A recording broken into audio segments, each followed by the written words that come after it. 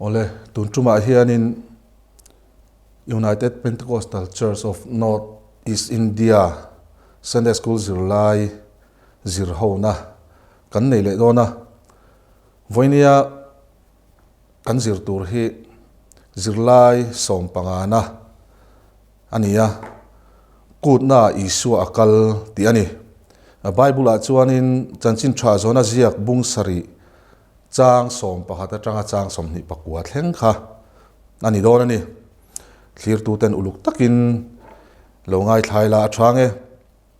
le voinia kan zirlai kalphung le athupui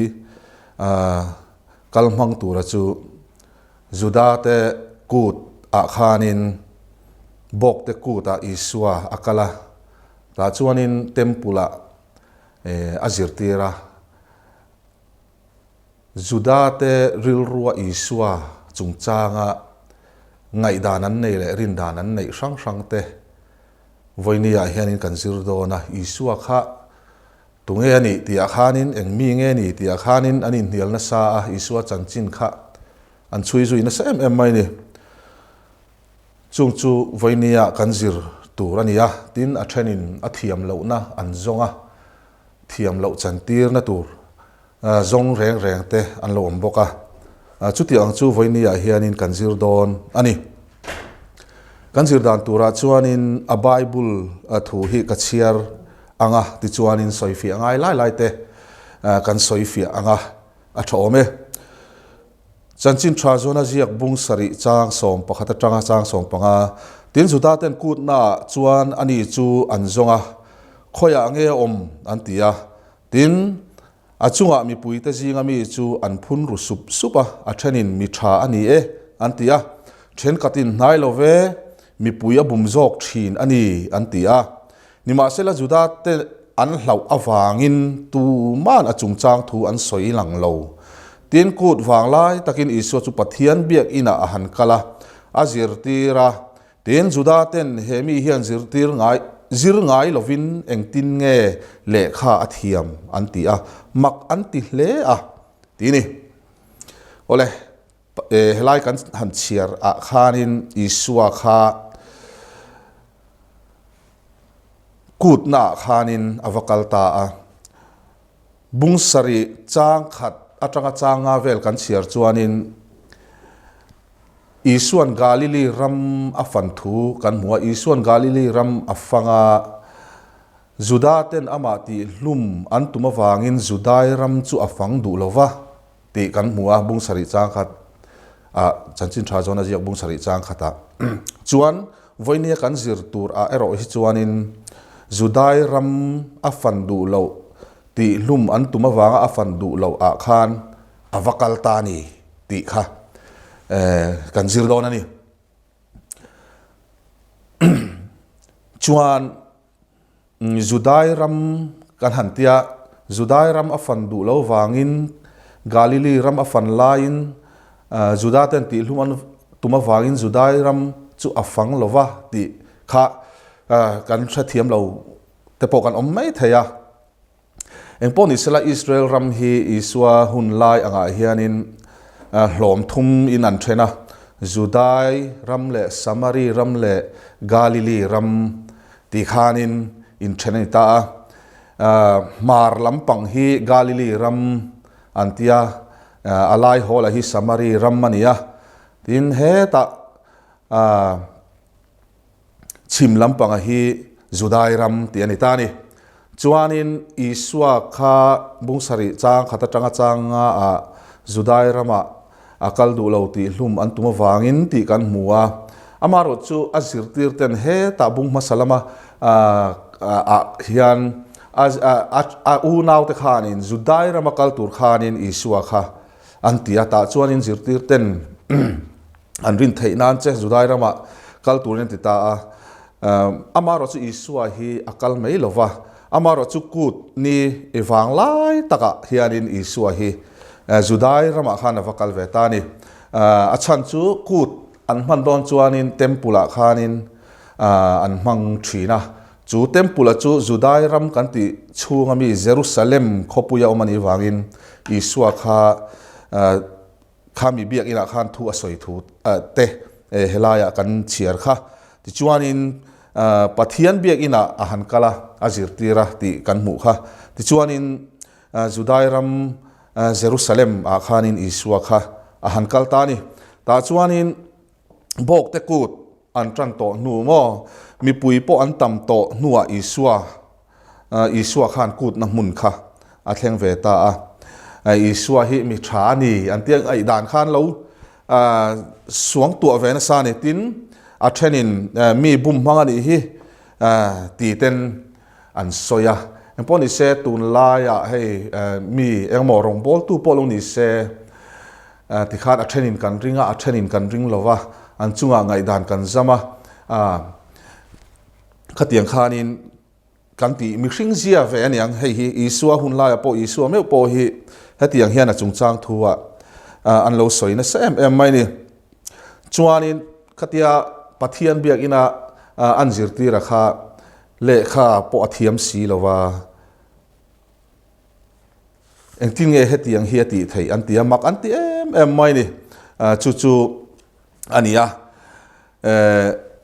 tin sa kho zirtir tu rabbi nuaya zir chuak chu mania in zir ai chuanin khang hun lai khan an da sang ani rabbi kan han ti Juda le khabu te khatiang zirtir tu ho akha an ngai sang em mai ni an za boka tin khotla nga po an tuitla em mai ni chumi ni wang chuan Isua kha khatiang zirna po kha anei ve si lawa chumi ni wang chuan hetiang heng ti nge zirtir thei an tia ma kan ti em thu te kan mu ni chuan Juda te an hlawa wangin tu man a chungchang thu an soilang lo atia kha rindan an neya a then an lo in hiala arukin an lo phun sep te poni mai thaini ka tiang khanin mi thatak ani hei hi a then an tia a thenin mi bum mang ani hi te an tia ma se an ngai dana kha an soilang ngam lo Juda te an hlawa wangin tu man a chungchang thu an soilang lo ti kan muani helaya Juda te ati hi enge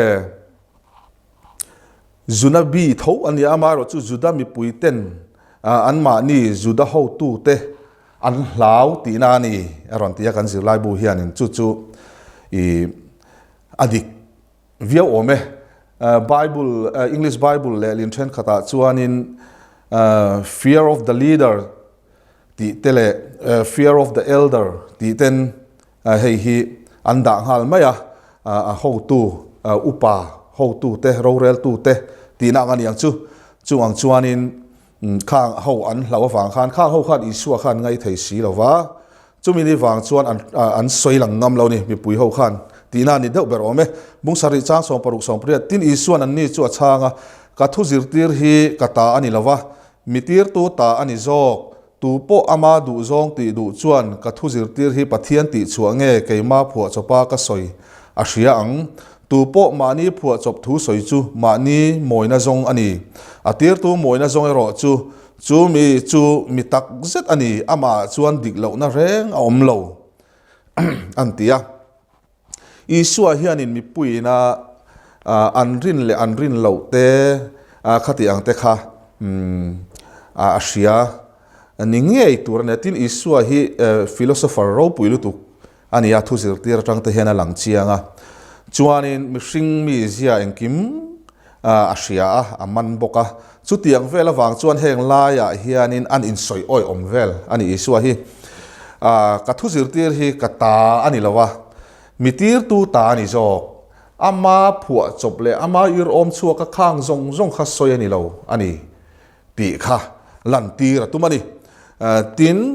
tu po ma ni phua chop thu soi chu ma ni moina zong ani ama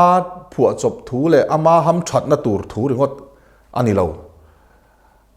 ti tir tu om zo ka chu mi thu ang chuan ama chunga chiat na po lo thleng se tir tu in atir na ang khan ati don ani ati na ngani ang chu tiang chuanin Isua khan anin soi oi om ve la mi pui ho hria ta te helai chang homa hian Isuan azirti na thu te hi amaril rupuak chuak mai ni lovin ama ni tu pa hne na mi ani zok ti asoya pathian du zong ti du tu chuan Isua thu soi hi ama phua chop thu nge pathian atanga chuak asoi ti chu an hai hau lawang atiani mani phua chop thu soi chu mani moina zong ani tia atir tu moina zong ero chu dik lo na reng omlo mi dik tak ani ti in Isua hian asoi ni bung sari chang so pakwa som ni pali Mosia dan chu in he na apelo cheu em ni ma sela in zinga tu ma in dan chu in zom si lo nang nin enga tinge min ti hlum in tum atia tin mi pui chuan ram huai zol ini hi tuin nge ti hlum tum che an ti an changa tin Isua na changa an he na thil pakhat ka ti kha nang ni zong zong in mak in ti hi hemia wang hian ni Mosian ser tan thu kha apek cheu Mosia ti chua ani si lova tha tu te ti chua ani zok sia chol ni poa mi ser in tan thin ni Mosia dan bo chiat lo nan chol nia po mi pa in aser atan tir si chuan kein chol nia mi kati dam ta via awangin ka chunga in thin urbik mo alan ni ngai tua su ula fel takin ngai tua zok ro u atiani lai thua hianin Isuan thiam tak main an mani dik lo na an lo ti dik lo te mang khan Isua hianin an beilet ve ta Isua hi Bible han share hianin Pharisai te le ama thiam lo chan tir tu te a chan da na hi a fing thin em maya a poina tak hianin Isua hianin aman thin ani chulaya chuanin thil heta Judai rama akal lo Judah hoin ti hluman tuma wangin ti kan muta a hela hian Isua hian aron soi chuak le ta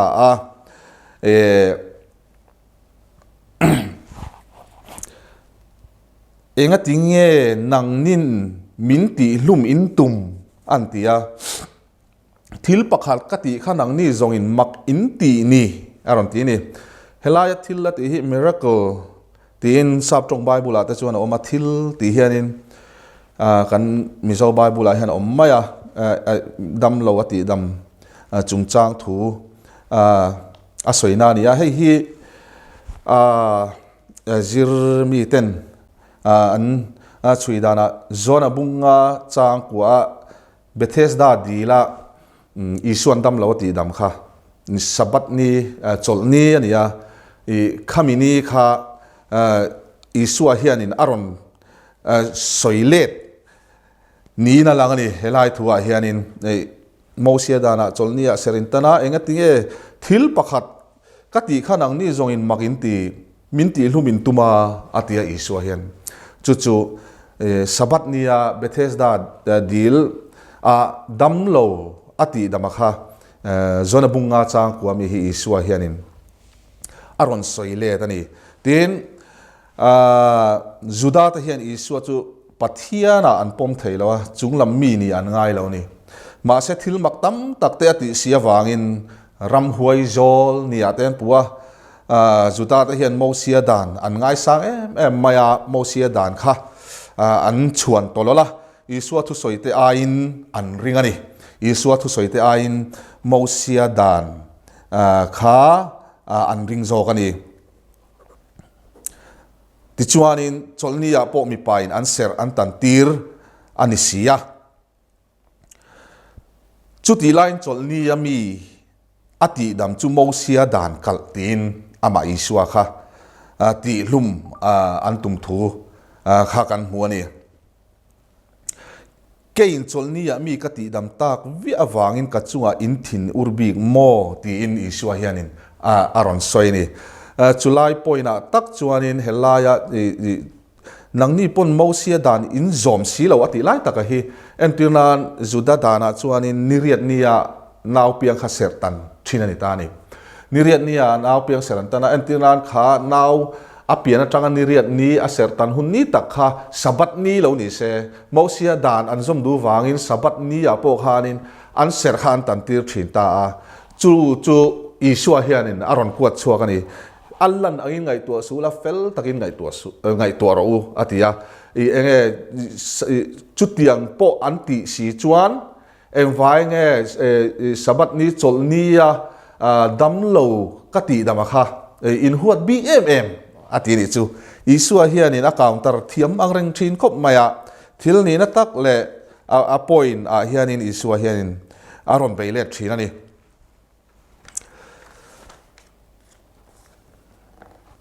alan angin ngai tua sula fel takin ngai tua zok ro u antia Samuel pakhana bung som paruk chang sari mi hring chuan pon lam lan dan ain thina lal pai ro chuan thinlung lam en zok thin tinen te po hian ain me viau mai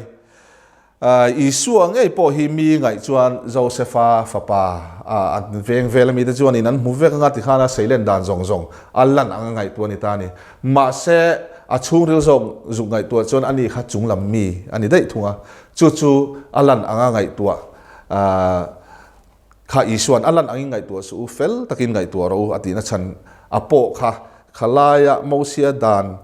chungchang thu ama an ti hlum an tum chungchang ate po kha fel takin thil hi ngai tu ro atina ngani chu bung sari chang somni panga ni sari tin Jerusalem khuwa mi then khatin he mi hi ti hlum an tuma chu ani lom ni ente u alangin thu asoya anhena engma an soi silo ama hi Krista ani ti ho tu ten an thret ta tak zet em moni o hemi hi apian na chin lam kan apian na chin lam kan thsia Krista ero chu alo thlen huna chuan apian na chin tu man an threlawang an tia an la buai khop mai zu da ho hi Jerusalem a khanin thu asoya amai ti luman tum box sia ma se katia pathian biak ina Jerusalem khuwa a thu an soi kha engtin ma an ti box si lawa chulai chon hei hi aga ho tu te hian na china leader kan ti elder kan ti khatiang ho te khanin an oi ve ta nianga engtin man ti si lawa te khan tia Krista ani ti hi an hre to nianga an hre ve nianga